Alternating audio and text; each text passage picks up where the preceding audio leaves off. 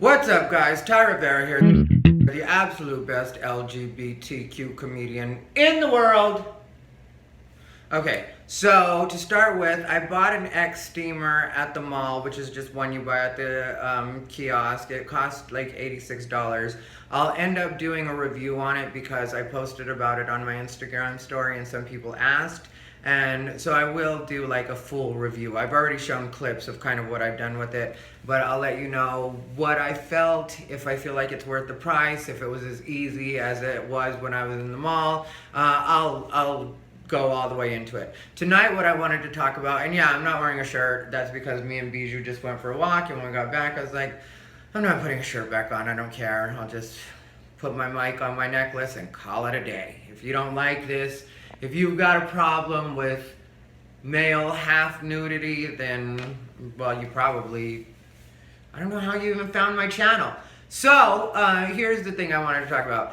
A couple weeks back, I had a problem with a friend where I had reached out to them over direct message because I didn't like the way that they were handling a particular situation, and I tried my best to kind of guide them and let them know that they were kind of indefensively messing up at that point. Like, there was no way to defend what it was that they were doing at that point. I really do like this person. I think they have some talent. If I was trying to be messy about it or embarrass them in any kind of way, I would have commented on their post rather than going to them in direct message. So the fact that I went to them in direct message, to me, should have been an indication to them that I was trying to handle that as respectfully as possible and come out as a friend.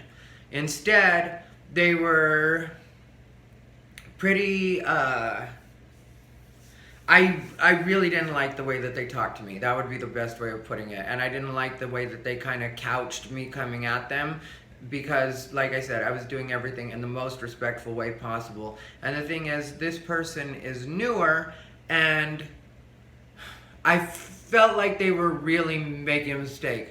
So I was fine to be like, okay, fine, then I'm sorry I even tried talking to you. I went ahead and unfriended them on Facebook and was like, enjoy your life, keep doing what you're doing, whatever. And I went about my merry way. So tonight, after I did my set at a place that we perform at called Noreen's, the comic ended up telling me good set, and the younger bitchier me would have been like, nobody cares about you. But I was like, thank you. And then later on, I'm outside in front of Noreen's talking to some friends. That comic approaches me again and is like, hey, can I talk to you away from everybody for a second, just one-on-one?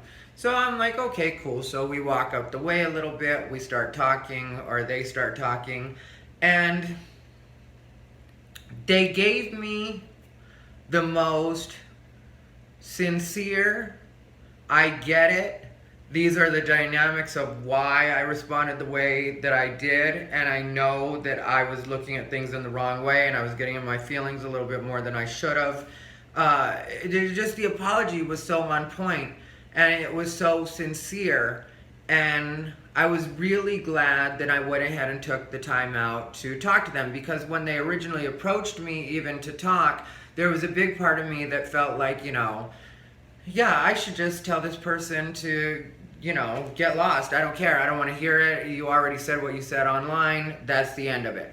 But it was really worth my time. And I feel like, if it were to ever happen again, then we definitely would not be friends. And I want people to know that about me. Sometimes people think when I deal with younger comics, newer comics, and I tell them that I won't necessarily work with them anymore, I don't necessarily stand behind what they're doing, so I won't choose to hang out with them anymore, that there's going to be some other consequence to that, like me telling people that book comedy shows not to book them or trying to badmouth them in an industry way. But that's not what I do. I don't want the karma involved with that. So there have been people that thought that that's what I was doing, but I've not done that.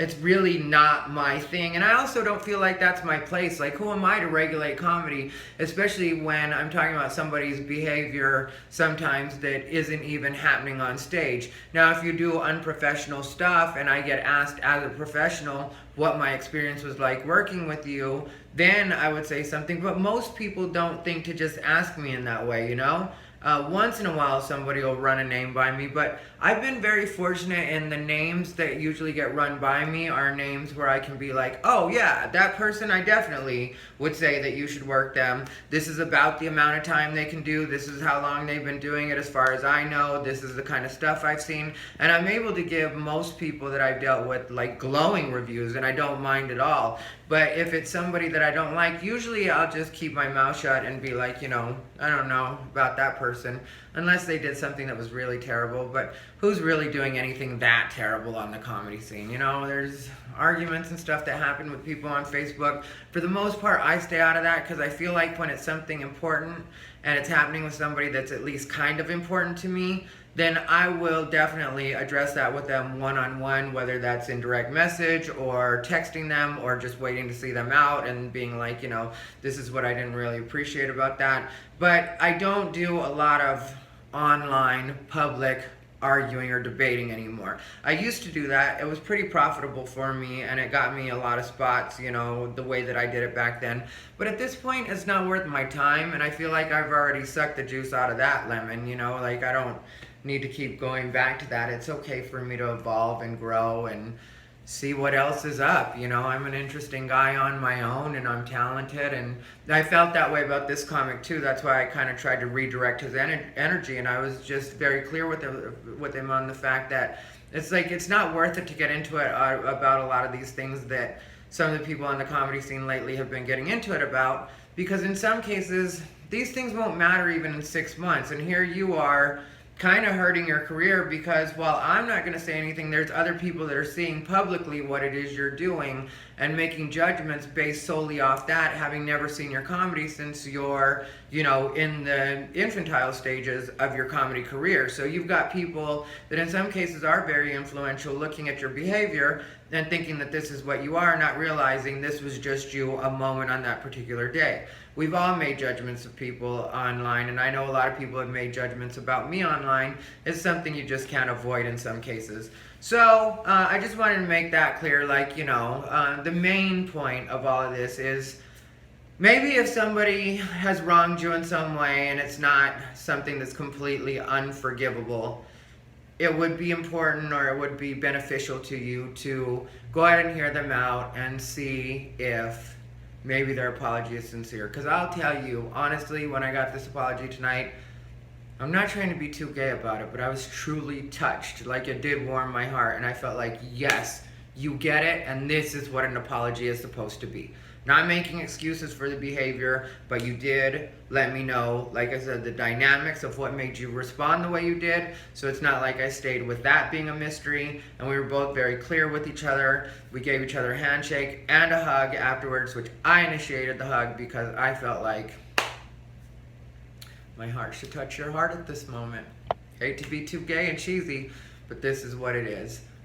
This has been Ty Rivera, the absolute best LGBTQ comedian in the world. I hope you guys have a lovely, lovely, lovely Monday.